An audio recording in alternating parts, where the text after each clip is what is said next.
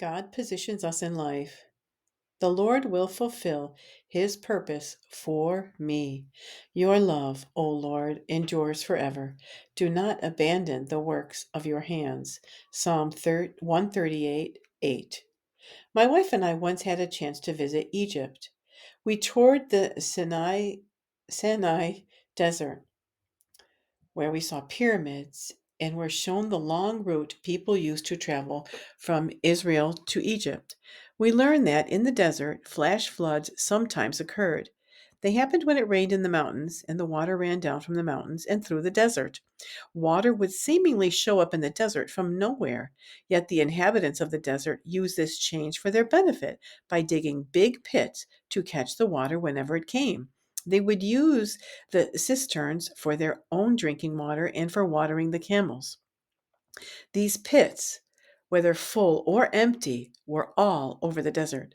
This was probably the kind of pit Joseph's brothers threw him into.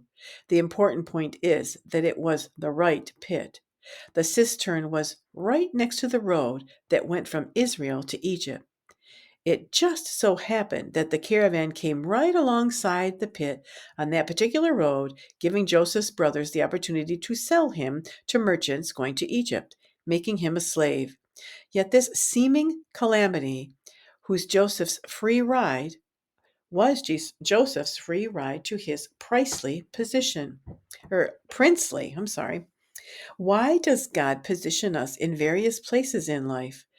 God positions us to influence others, to change the course of events, and to protect his purposes. That is why I have been emphasizing the vital importance of discovering your purpose and vision in life, asking the question, what were you born to do? Turn the page. Some of us get put into pits, but they're the right pits if our steps are ordered by the Lord. See Psalm 37:23. If Joseph had been in a different pit, those particular traders would never have purchased him, and he wouldn't have gotten to Egypt and become a ruler. As we wait in the pit for God to work, we must remember that there's a caravan on the way. This is how God works through change. Whether you're in the pit or the palace right now, the Lord is ordering your steps as you trust in him. Remember, Psalm 138 says, the Lord will fulfill his purpose for me. It continues, your love, O Lord, endures forever. Do not abandon the works of your hands. In other words, God will never abandon or cancel what he gave you your birth to do. He is committed to it. That's how strong purpose is. God will not abandon your purpose. But the question is, will you abandon it? Are you committed to it? You have to answer these questions for yourself.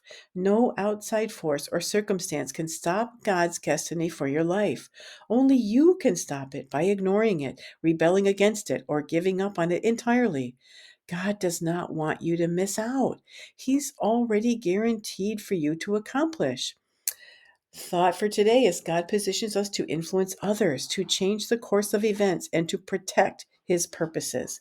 And the reading is from Genesis 37, 1 through 28.